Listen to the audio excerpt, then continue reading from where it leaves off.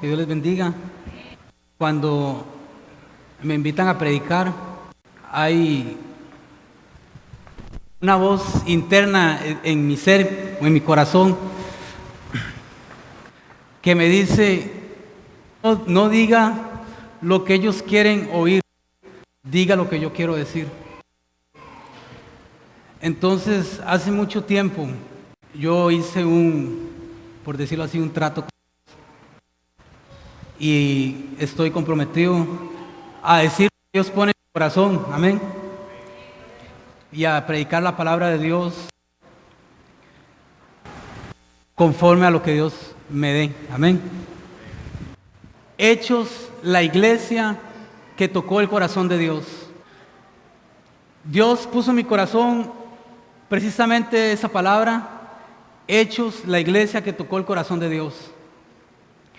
Y una de las cosas que quiero en mi corazón es que usted vea el libro de los Hechos de otra manera.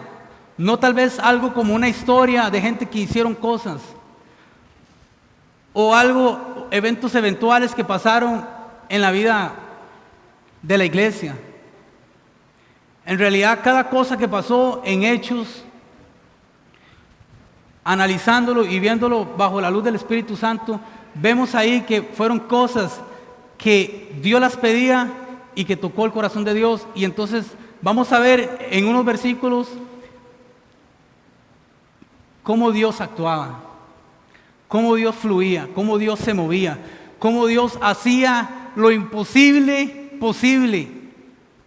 Porque un grupo de personas no estudiadas, no preparadas, quizás para todos en Jerusalén eran personas vulgares, eran personas pobres, eran personas que no tenían ninguna economía fuerte, ni ninguna estudios poderosos como los otros, pero esas personas hicieron algo que otros no los hicieron y tocaron el corazón de Dios. Y vamos a ir viendo a través de la palabra una iglesia conforme a la voluntad de Dios. Y déjeme decirle que Dios nunca quiso que ese estilo de iglesia cambiara. Dios nunca quiso que la iglesia que uno ve en Hechos fuera solo para aquel momento o para aquella generación, para aquellos tiempos. La iglesia que vemos en la palabra, en Hechos, es la misma iglesia que Dios quiere ver en estos tiempos.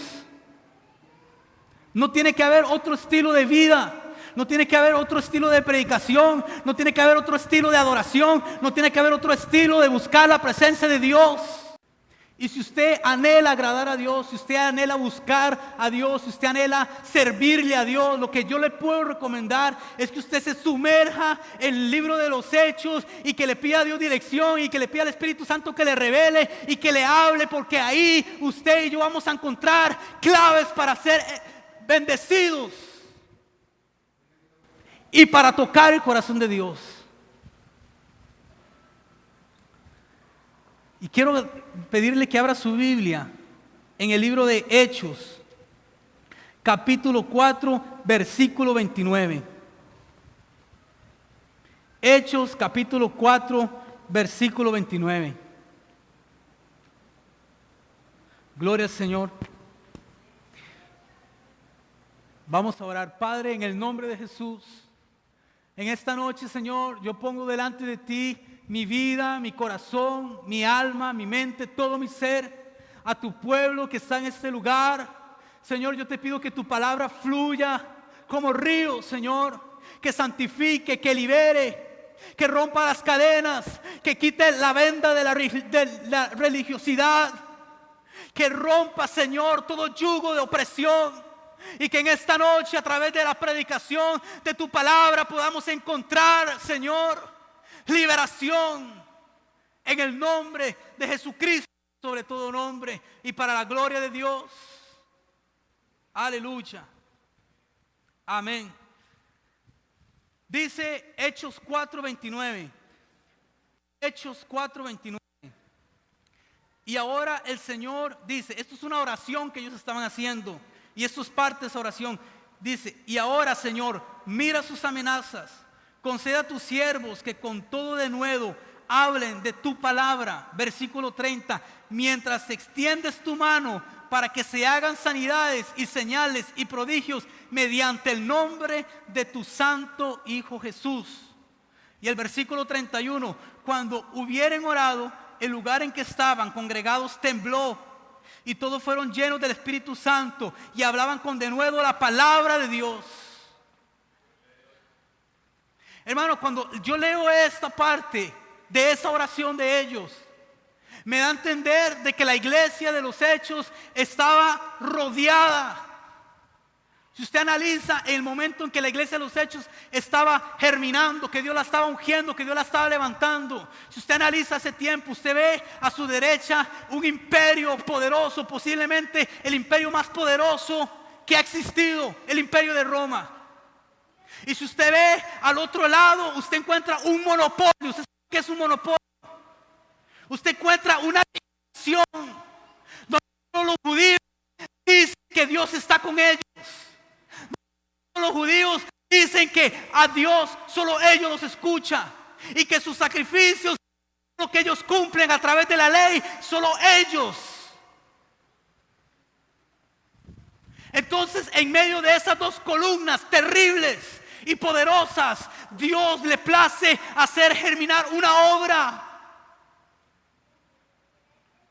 A Dios le place derramar el Espíritu Santo en medio de esos dos grandes movimientos. Roma, el que estaba en contra del César, el que estaba en contra de Roma, lo único que esperaba era la muerte. Y los que estaban en el monopolio de los judíos no podían experimentar la gracia y el amor porque sus leyes hacían un muro grande. Pero se levantan en medio de todo eso 12 hombres llenos del Espíritu Santo, diciendo que hay un Mesías, diciendo que hay un rey y que es sobre todos los reyes, diciendo en otras palabras que Roma no tiene poder sobre la vida y sobre las personas, desafiando al imperio del César. Y por otro lado, diciéndole y bofeteando a los fariseos, a los escribas, a los judíos, que solo por la gracia eran salvos.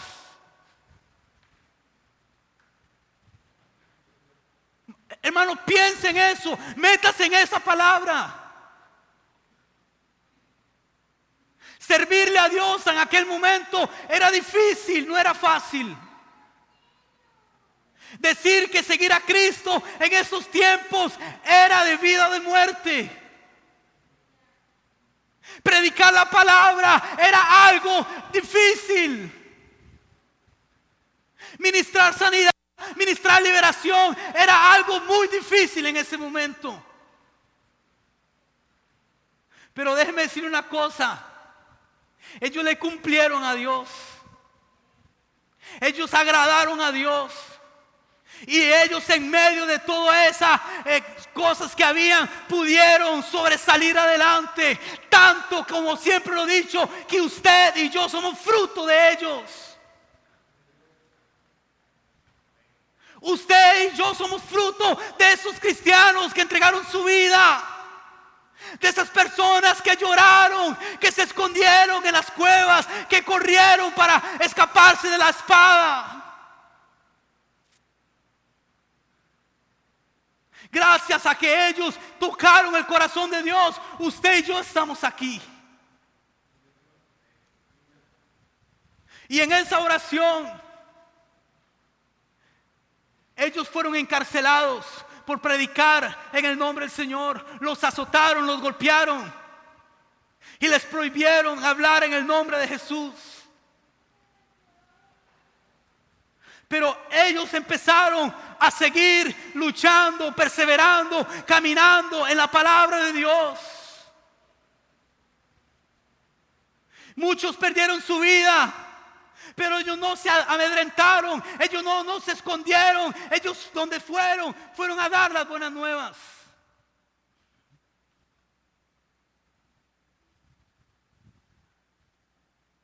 Y vamos a leer ahí mismo en Hechos capítulo 5 versículo 25. Hechos 5, 25.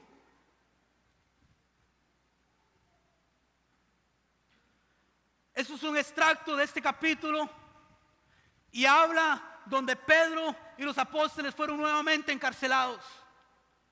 Los metieron a la cárcel, pusieron guardas. Al otro día venía Herodes, iba a haber un juicio.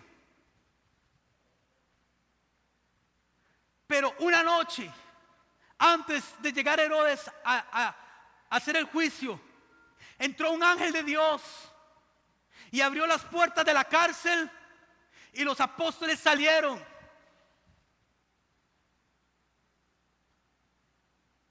Y dice el versículo 25: pero viendo uno, les dio esta noticia: he aquí los varones que pusiste en la cárcel están en el templo y enseñan al pueblo. Hermano, Dios intervino en la iglesia con el único propósito de que ellos pudieran seguir predicando la palabra de Dios. Dios intervino de una manera sobrenatural para que ellos siguieran predicando. Pero usted sabe por qué hoy en día parece que Dios no interviene en las iglesias.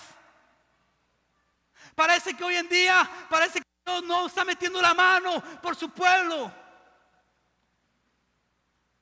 ¿Usted sabe por qué? Porque los cristianos de este momento, las iglesias en este momento, están haciendo a veces tantas cosas menos predicar la palabra de Dios. Y Dios va a ayudarlos, Dios los va a hacer prosperar, Dios los va a libertar y Dios va a romper las cadenas, pero para que prediquen, no para que sean vagabundos. Dios va a respaldar ministerios, pero ministerios que estén comprometidos con la sana doctrina. Tal vez usted ha dicho: ¿qué tengo que hacer yo para que Dios me respalde? Tal vez usted ha dicho: ¿qué tengo que hacer yo para que Dios esté conmigo? Tal vez usted ha pensado: ¿qué hago para que el respaldo y la gloria de Dios esté en mi vida? Predicar la palabra.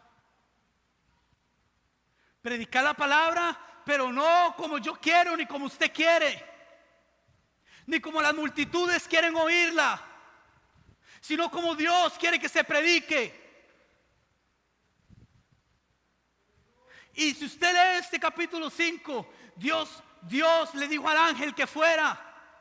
Y el ángel llegó y le dijo, en otras palabras: muchachos, levántense, porque no pueden ir aquí, tienen que ir a predicar la palabra de Dios, tienen que ir a dar las buenas nuevas, tienen que ir a anunciar que en el nombre de Jesús y solo en su nombre hay salvación. Váyanse de aquí. Y pasaron en medio de los guardas sin que nadie los viera. Yo le pregunto: ¿por qué usted cree que Dios hizo eso? Porque ellos estaban haciendo lo que Dios quería que hicieran. Porque ellos estaban tocando el corazón de Dios. Porque ellos estaban agradando a Dios y no a los hombres. Y cuando usted se propone agradar a Dios y no a los hombres, Dios lo va a respaldar y Dios lo va a ungir y Dios te va a levantar. Si le va a dar un aplauso, déselo a Dios.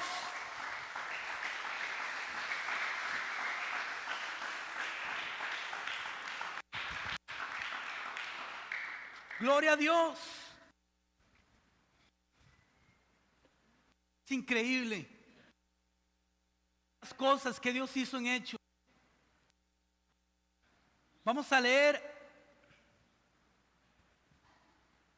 Hechos 2:47. Ahí mismo, Hechos 2:47.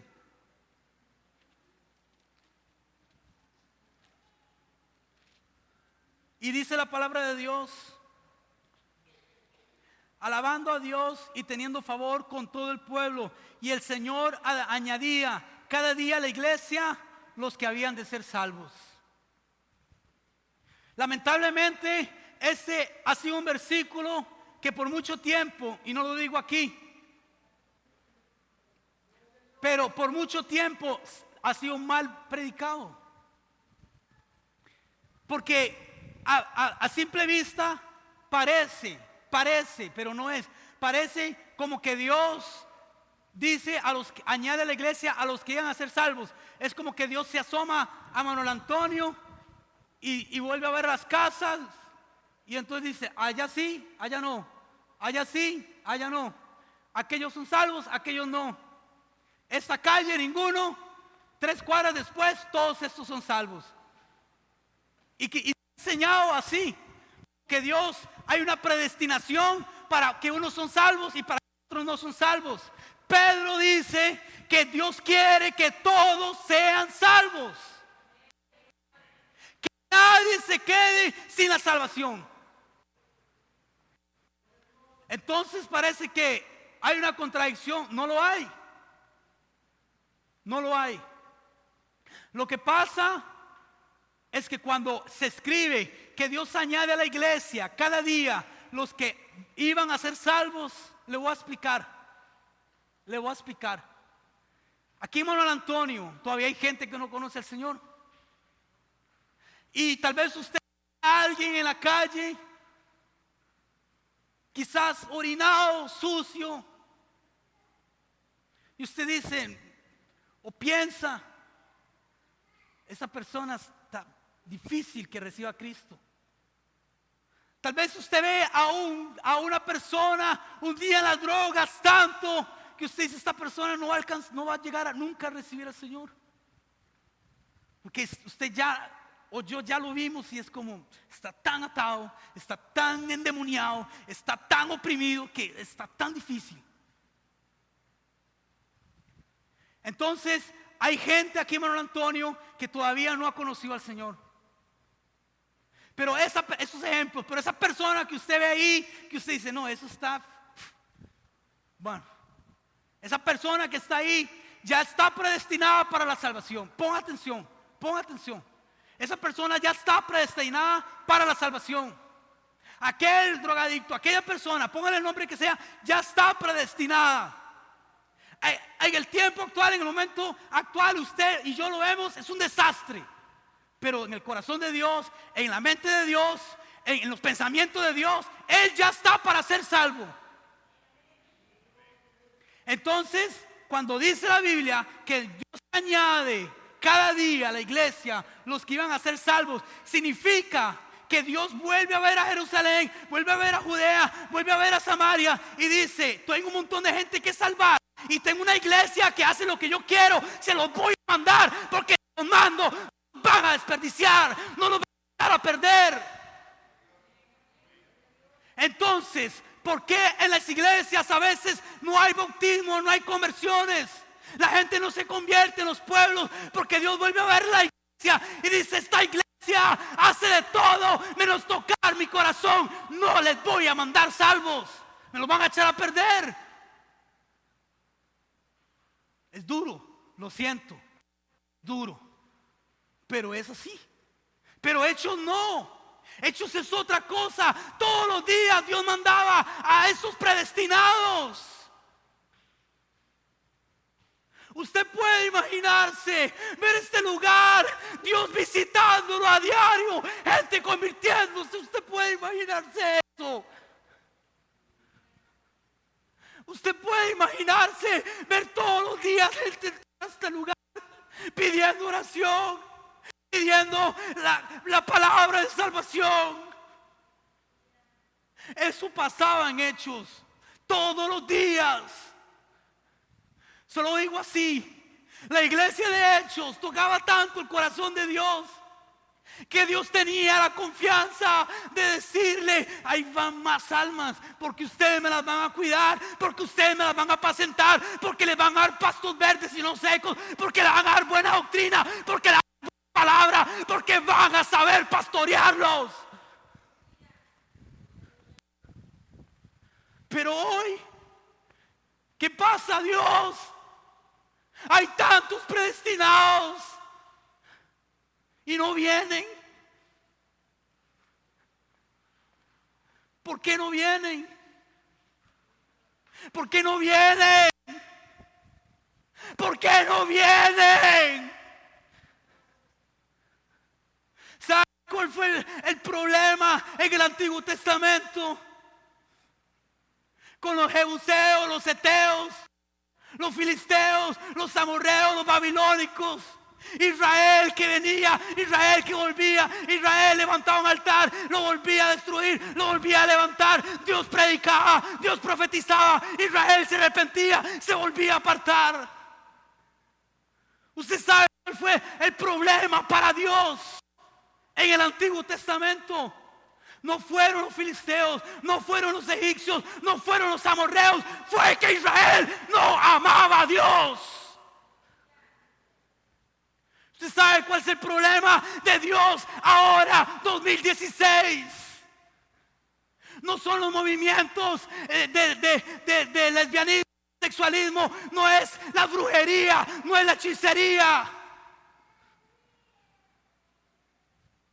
no es la televisión, no es el internet, no es la pornografía, no es el número asolador de adulterio que está arrasando aún la iglesia.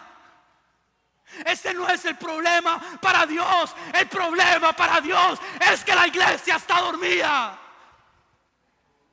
El problema para Dios es que usted y yo nos vivimos quebrantados delante de Él.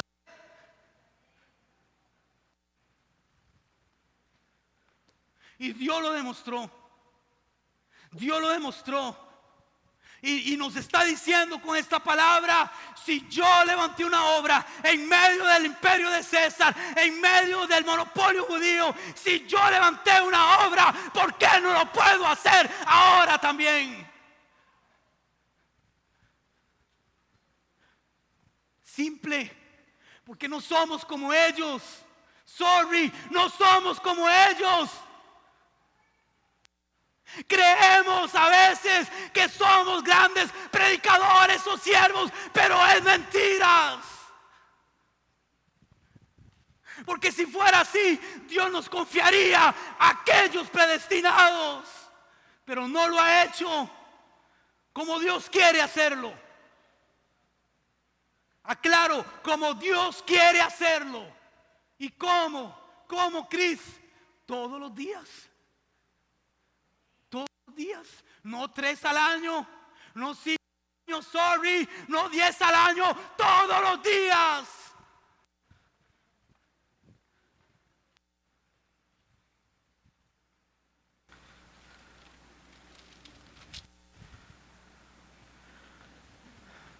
Hechos 9:20.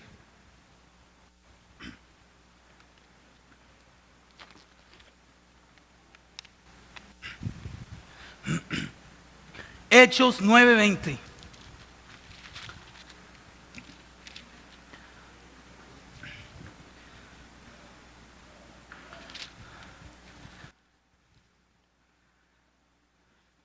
Saulo predica a Cristo por primera vez. Lo vuelvo a decir, Saulo predica a Cristo por primera vez. Versículo 20. Enseguida predicaba a Cristo en la sinagoga diciendo que este era el Hijo de Dios. Hemos escuchado la conversión de Saulo. No hay tiempo para hablar de eso. Me desviaría del tema. Pero Saulo, cuando recibe la reprensión y la visitación de Jesucristo, y él se vuelve a Dios, se arrepiente, se humilla delante de su palabra. La primera predicación de él fue predicar que Cristo es el Hijo de Dios.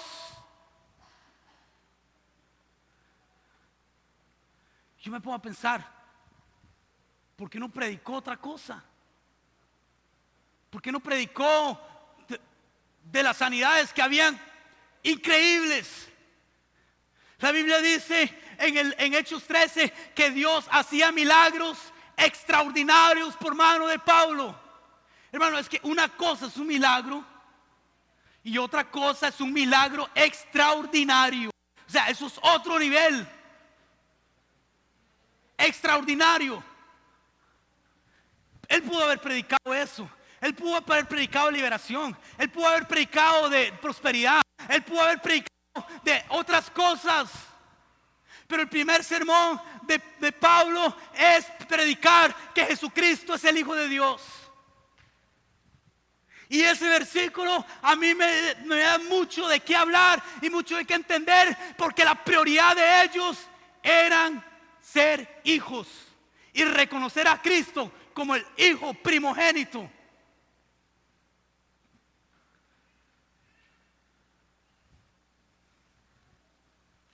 Abra su Biblia en Primera de Juan, capítulo 3, versículo 1.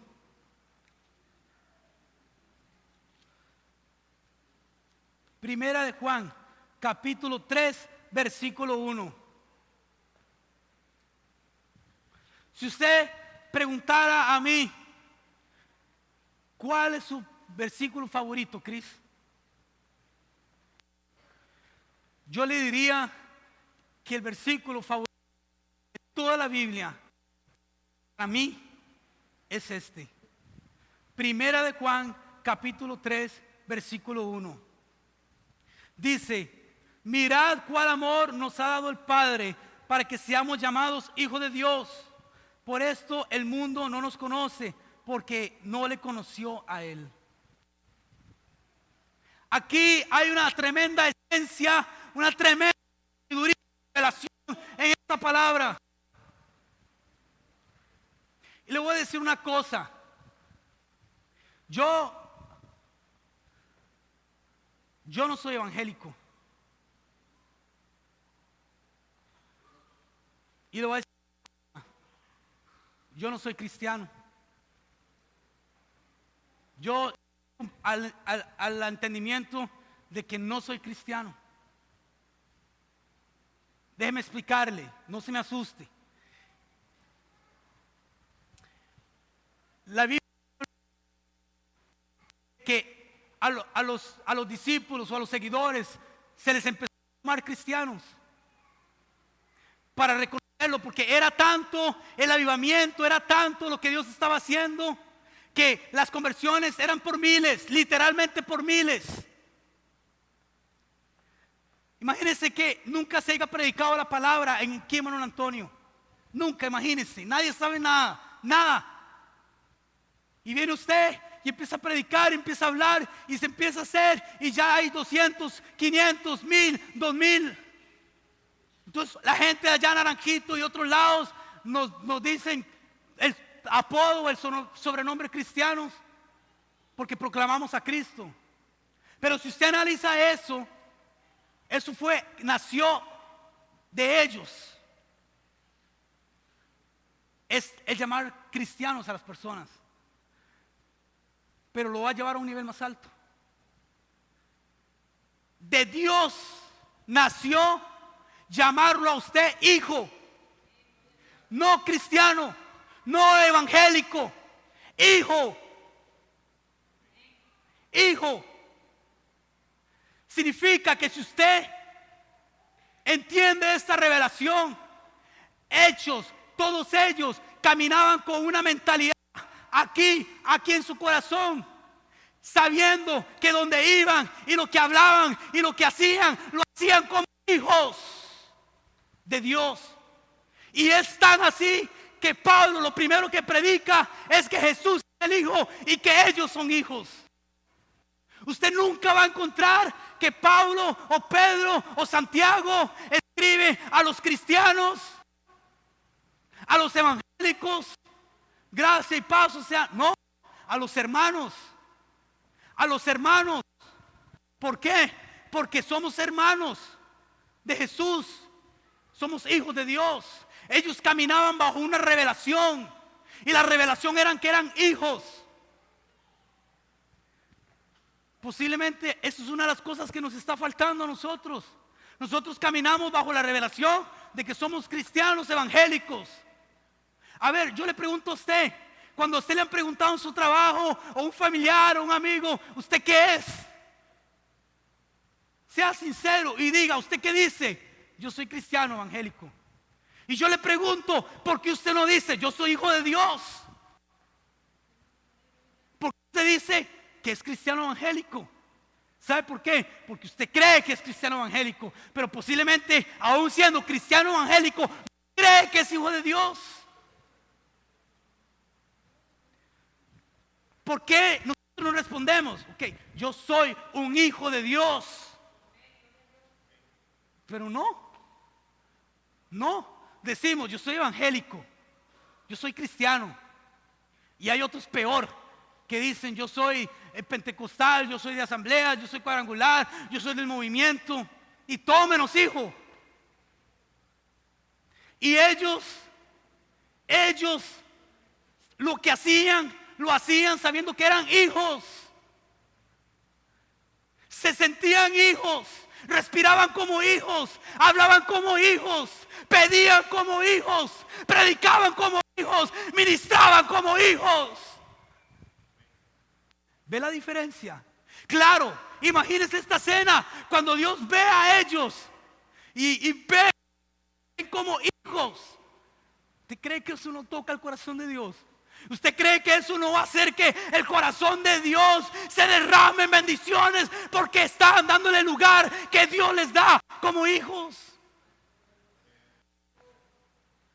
Pero posiblemente por eso no estamos tocando el corazón de Dios, porque nos vemos como evangélicos nada más. Nos vemos como cristianos. Y no es malo, no estoy diciendo que es un pecado que usted haya dicho que es cristiano. Pero sí le estoy diciendo que le ha faltado revelación, que le ha faltado la esencia de la palabra de Dios. Nos ha faltado.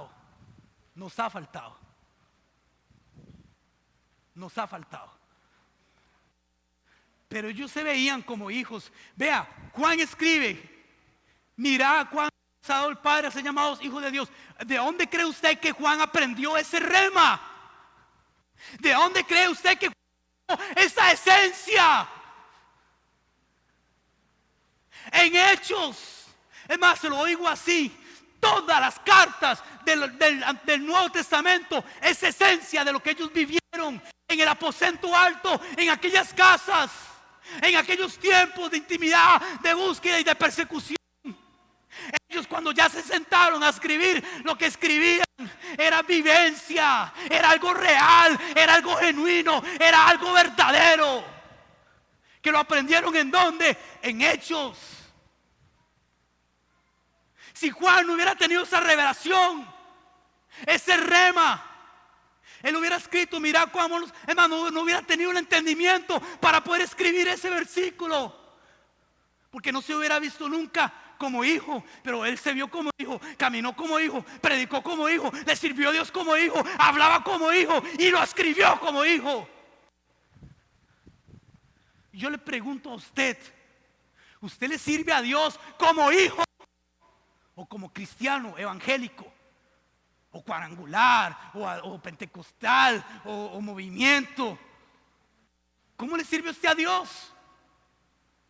¿Cómo ministra usted a Dios?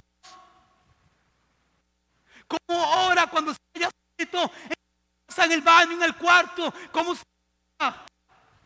usted busca el favor de Dios? ¿Como un miembro de una denominación o como un hijo lavado y redimido con la sangre del Cordero?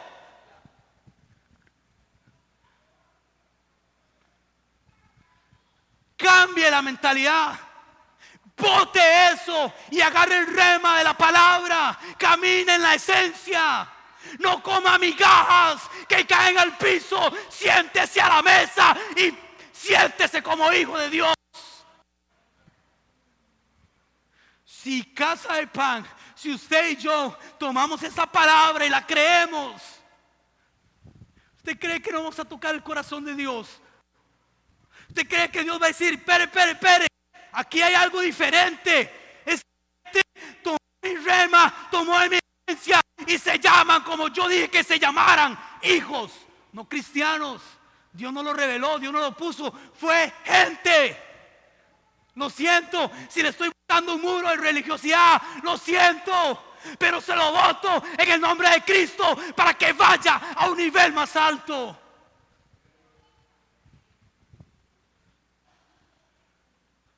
Aleluya. Gloria a Dios.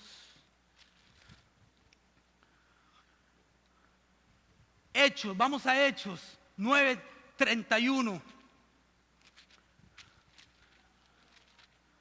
Hechos 9:31.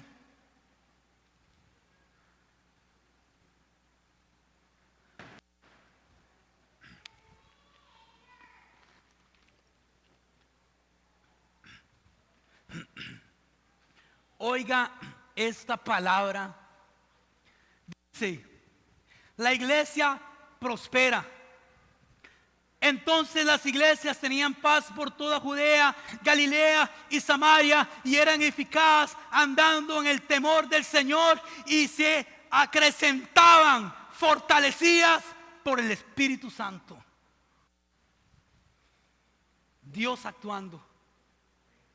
Se lo voy a leer otra vez. Entonces las iglesias tenían paz por toda Judea. ¿Usted sabe por qué? Porque el imperio romano los asediaba. Porque el legalismo de los judíos los quería ahogar. Lea Hechos, les prohibieron hablar. Y encima de todo eso, se levanta un hombre fuerte, Saulo, perseguidor, azotador, castigador, cruel, despiadado.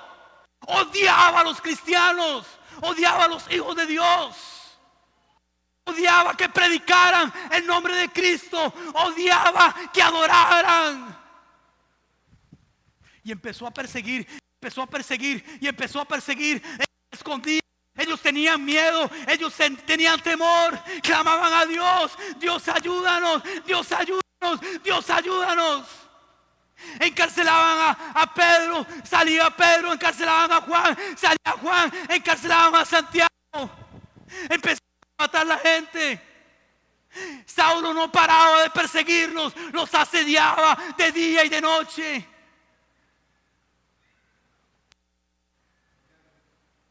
Pero ellos clamaban, oraban, buscaban a Dios, predicaban la palabra, se mantenían en eso constantemente. ¿Sabe qué hizo Dios? Tocó el corazón de Dios otra vez. Ok, ¿qué les está molestando? ¿Qué les está molestando? Le dice el Padre a Jesús. Jesús le dice: bueno, ya el imperio y los judíos ya es nada, pero hay un perseguidor, un azotador. Y el Padre le dice a Jesús: ¿cómo se llama? Jesús le dice: se llama Saulo. El Padre le dice: ok, vaya, encuéntrate con él, manifiéstate a él. Le pregunto: ¿por qué cree que Dios hizo eso? ¿Por qué cree que Dios hizo que Jesús se le apareciera a Saulo en el camino? Porque la iglesia nunca dejó de orar, nunca dejó de predicar, nunca dejó de clamar, nunca dejó de creerle a Dios. Y eso tocó el corazón de Dios otra vez. Y Dios se levanta como hombre de guerra que es, con espada desenvainada, con el escudo de fuego, y se le aparece a Saulo y lo bota. ¿Sabe por qué las iglesias todavía tienen un muro de religiosidad y no lo han botado? ¿Sabe por qué las iglesias hay secas del Espíritu Santo? ¿Sabe por qué hay ministerios que no hacen? ¿Usted sabe por qué hay evangelistas que no tienen rema en sus predicaciones? Porque no han provocado que las inmundicias, los perseguidores. Pero hay una palabra de vida, hay una palabra de restauración, hay una palabra de gloria. Y esa palabra es que si hacemos lo que Dios quiere que hagamos, nuestros perseguidores, Dios los va a destruir. Pues a usted no le preocupe si a 50 metros de su iglesia hay una diabla haciendo brujería. A usted no le importe su diabla y su brujería. A usted no le importe lo que diga un pronóstico de un doctor impío, de desahucio. A usted y a mí, preocúpenos no dejar la oración y la palabra de Dios. Dios lo demostró otra vez. ¿Quién se levantó? Saulo. Lo voto. ¿Por qué? Porque mi pueblo me está clamando, porque mi pueblo me está buscando, porque mi pueblo está pidiendo. Provocaron que Dios hiciera eso. Y yo le pregunto, ¿qué provoca usted que Dios haga? Yo le pregunto eso. ¿Qué provoca usted que Dios haga en su vida? Que Dios haga en el ministerio que Él le dijo que usted tiene y que no se ha activado. ¿Qué provoca que Dios haga algo en usted?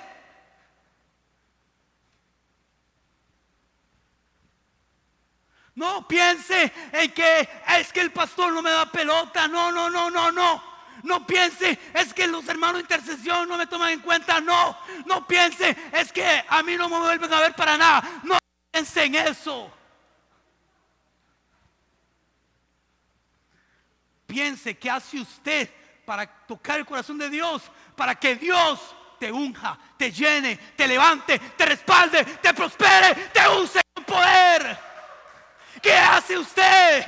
Aleluya.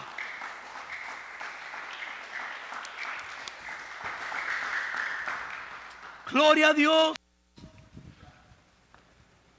Gloria a Dios. Estas son las palabras que me encantan, hermano. No hay otra. Gloria a Dios.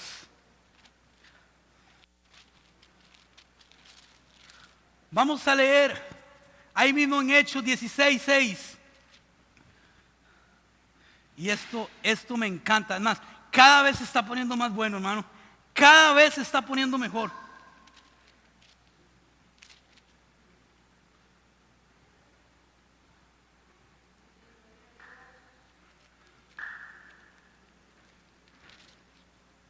Hechos 16:6.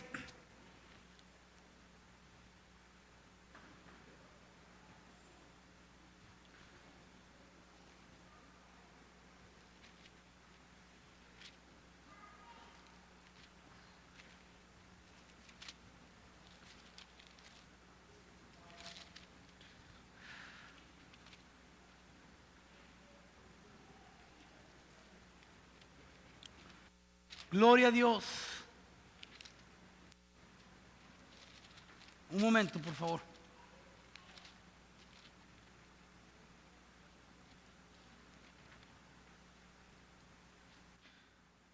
Ok, 16:6. Lo tenía al frente, qué increíble. Dice, el llamado de Macedonia, ponga atención, que esto es, vea, un manjar de Dios. Esto es exquisito. Dice, y atravesando Frigia y la provincia de Galacia, les fue prohibido, ojo, por el Espíritu Santo hablar la palabra en Asia. ¿Qué? ¿Cómo? Que el Espíritu Santo prohibió predicar en un lugar. Lo leímos bien. 7. Y cuando llegaron a Misia, intentaron ir a Bitinia, pero el Espíritu no se lo permitió. Una cosa que tocó el corazón de Dios, ¿sabe qué fue? Que el Espíritu Santo en Hechos verdaderamente tenía el control de la iglesia. El Espíritu Santo tenía el control de los servicios. El Espíritu Santo tenía el control en los predicadores. El Espíritu Santo tenía el control en los que ministraban. El Espíritu Santo tenía el control en los pastores. Nadie hacía nada sin que Dios lo quisiera. Es increíble. Pablo va a ir. El Espíritu Santo le dice, no vaya a predicar a Asia. No vaya ahí. Y eso es una de las cosas que pasan. Las iglesias a veces tienen tantas cosas, pero ojo, quizás a muchas de esas el Espíritu Santo le puso una N, una O, pero las hacemos. Estaremos tocando el corazón de Dios. Yo le pregunto a usted, son muchas cosas. Cuando ellos ven, cuando Dios ve que le obedecen al Espíritu Santo, que le dan el lugar al Espíritu Santo, que honran la presencia del Espíritu Santo, que si el Espíritu Santo le dicen paren, paran, que si el Espíritu Santo le dicen vayan, van, que si el Espíritu Santo le dice cállese, se calla. ¿Qué va a hacer Dios? No, sigue diciendo, todos los que tengo predestinados, vengan, vengan, porque aquí yo tengo confianza. Yo le pregunto a usted, ¿usted quiere que Dios tenga confianza en usted? ¿Usted quiere que Dios tenga confianza en su vida, en el ministerio que usted está sirviéndole a Dios? ¿Usted quiere que Dios tenga confianza en usted? Puede decir, yo voy a poner en mi sierva, en mi siervo, porque no lo va a echar a perder, no lo va a menospreciar, y cuando yo le doy una orden, lo va a hacer.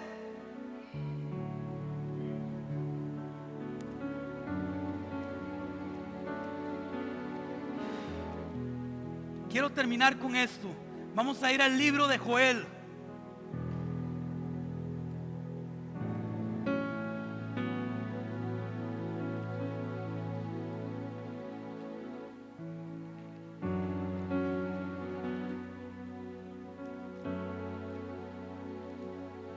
Joel capítulo 2. Joel capítulo 2. Joel está después del libro de Oseas y antes del libro de Amós. Joel capítulo 2. Vea, hermano, los siervos que le estoy hablando, el estilo de vida de esa iglesia, esa es la iglesia de Jesucristo antes de tornarse los concilios por las direcciones de hombres. Esta es la verdadera iglesia de Jesucristo antes de haber cambiado el sistema de alabanza y de oración por lo que es ahora. Esta es la verdadera iglesia de Jesucristo.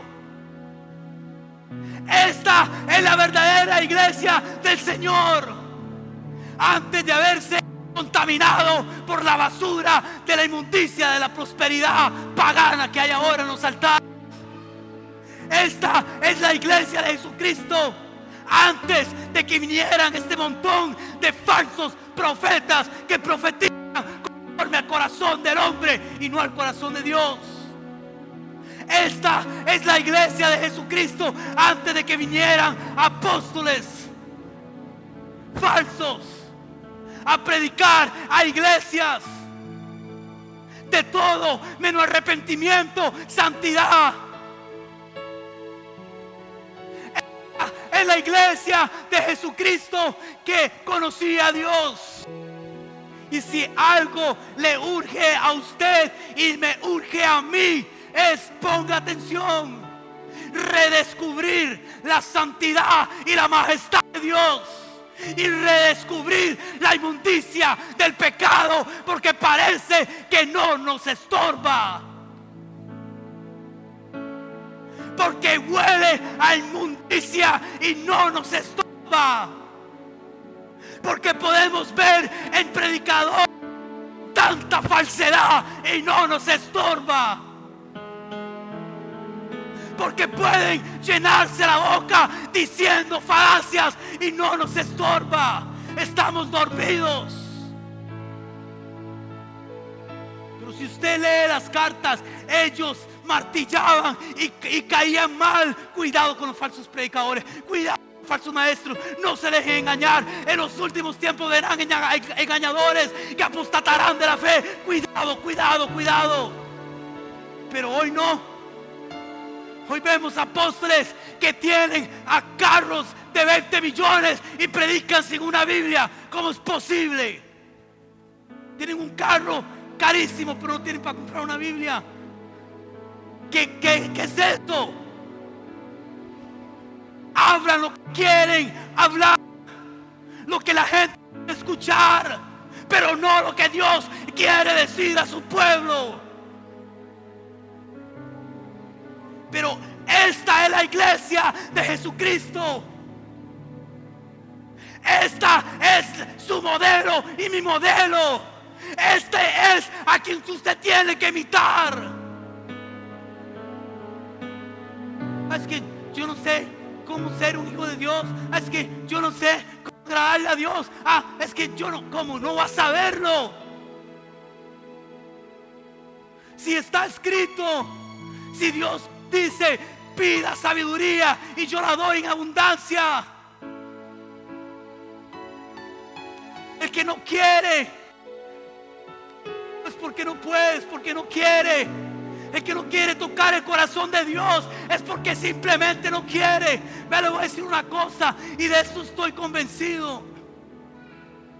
El 95% de las personas vienen a las iglesias a escuchar un sermón de Dios, pero no a encontrar con Dios. Porque al culto no han salido de la puerta y ya están pensando a ver cómo va la selección, o cómo van mis finanzas, o cómo va aquel equipo, o cómo va aquella película.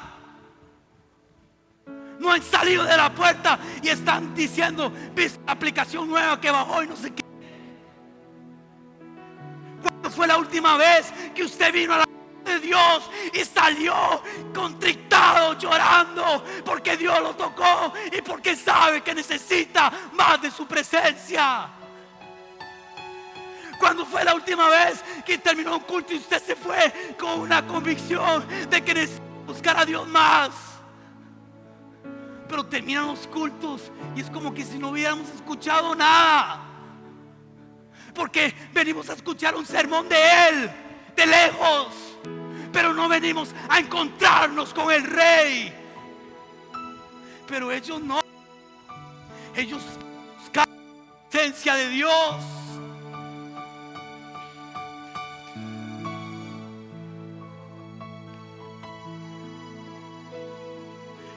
Entre la entrada, Joel 2:17. Entre la entrada y el altar lloren los sacerdotes, los ministros de Jehová. Perdona, Jehová, tu pueblo, no entregues el oprobio, tu heredad.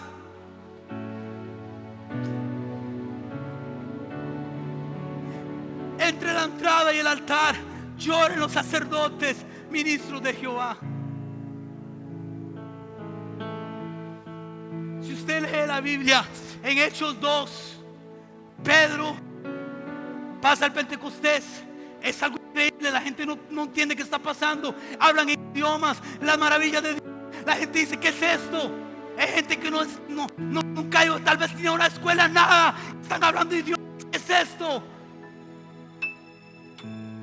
La Biblia dice que Pedro se levanta lleno del Espíritu Santo y empieza a predicar la palabra de Dios.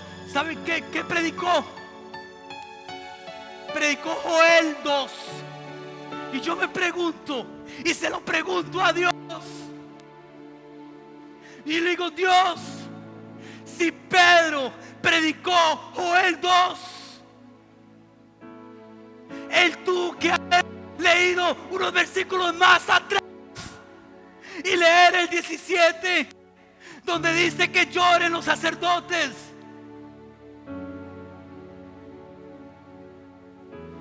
¿Sabe qué me dijo el Señor? Lo leyó. ¿Y sabe qué me dijo el Señor? Cuando ellos estaban en el aposento alto, ellos estaban en esta palabra, unánime juntos, orando, clamando, ayunando, gimiendo, arrepintiéndose, buscando, llorando delante de Dios. Tal vez usted se ha preguntado, ¿qué hacían en el aposento? ¿Qué hacían ahí 50 días? ¿Qué hacían ahí? Pues Dios le está diciendo, ellos estaban en Hechos 2:17 porque ellos querían después estar en Hechos 2:28. ¿Entienden lo que le quiero decir? Podemos estar en un avivamiento en nuestras vidas si primero no nos humillamos delante de Dios.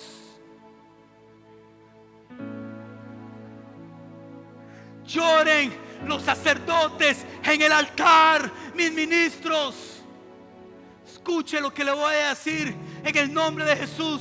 No espere un pueblo quebrantado si no hay pastores quebrantados primeros en la presencia de Dios. No espere un pueblo que confiese sus pecados si no hay predicadores que los confiesen primero. Y déjeme decirle una cosa, y esto lo digo para aquí, Casa de Pan. Si no hay ministros y pastores que lloren aquí en la presencia de Dios, no espere mucho de parte de Dios. Sorry, lo siento, se lo digo. Dios primero quiere ver a sus pastores humillados, quebrantados, rasgando su corazón. Después veremos al pueblo metido, pero el principio de Dios son los pastores, son los evangelistas, son los predicadores, los que primero se humillan, los que primero confiesan su pecado. Atrás viene el pueblo, atrás vienen los otros, viendo el ejemplo de su líder, viendo el ejemplo de su pastor, viendo el buen ejemplo que les da. Pero si no se humillan, no esperen nada. Ahí puedo decirle, apiádese de pura misericordia, porque no estamos tocando el corazón de Dios. Pero el principio de Dios es: lloren los sacerdotes. ¿Por qué Dios no le dijo que llorara al pueblo en el altar? Porque cuando Dios demanda en la iglesia, empieza con las cabezas y son sus siervos. Y Pedro entendió eso. Pedro le dijo ok, vamos a humillarnos, vamos a arriesgar nuestro corazón, vamos a gemir, vamos a clamar, vamos a llorar, para que Dios nos visite, para que Dios nos unja, para que Dios añada a todos esos predestinados, para que Dios sea predicado. Vea, Pedro no predicó Hechos 2:28 por predicarlo. Él se lo había ganado. Él le había dicho a Dios: Señor, yo como sacerdote me humillo y lloro. ¿Qué hizo Dios? Volvió a tocar el corazón de Dios, y Dios derramó el Espíritu Santo. Lo que usted está esperando que Dios derrame sobre su vida está cuando usted se quebranta delante de Dios. Aleluya.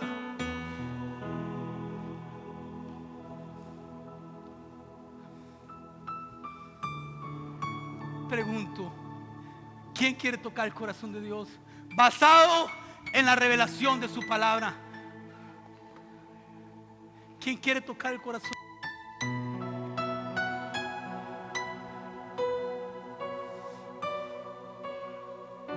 Le voy a decir una cosa. Los llamados al altar, ponga mucha atención. Los llamados al altar son invención del hombre, justificando la poca presencia del Espíritu Santo. Así se lo digo. Si usted quiere ser verdaderamente bíblico, usted no va a encontrar en el Nuevo Testamento que ellos llamaban al altar. Era imposible que se convirtieran 3,000 personas, 5,000. Es algo imposible. Pero hay otra perspectiva, y es la de Dios, no la de los hombres. Cuando la gente predicaba, cuando la gente ministraba, tanto fluía, se movía como un río sanador, tocando corazones, tocando vidas. La gente se arrepentía sin que nadie pasara a un llamado. Pero nosotros hemos inventado llamar al altar, porque tal vez, y sea sincero con usted mismo, malos que hemos predicado, o los que han tocado algún instrumento, a veces ministrando, predicando, tocando, la gente está en otro mundo, secos, desconectados. ¿Y sabe qué hacen? Sea sincero con Dios y le pega un cuazo al otro y pasémonos adelante a ver si acaso se calienta esto. ¿Por qué? Porque el Espíritu Santo no está fluyendo. ¿Por qué? Que no hay hijos. ¿Por qué? Porque no están tocando el corazón de Dios. Entonces tenemos que agarrar una muletilla y recurrir a un recurso. Y ese recurso es hacer un llamado para ver si acaso pasa algo aquí. ¿Cuántos cultos hemos hecho así? Yo quiero ver el día que veamos gente predicar y la gente ahí se quebrante y llore y pida perdón a Dios sin que nadie los llama, porque el Espíritu Santo fluye. Eso Dios lo hace porque la iglesia toca el corazón de Dios. Pero mientras tanto, ¿qué? Tenemos que recurrir a que la gente casi que obligue a pasar adelante.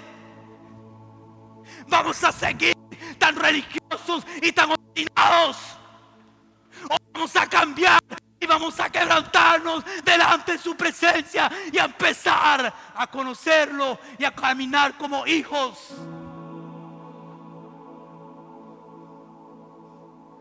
Quiero pedirle que cierre sus ojos ahí donde está.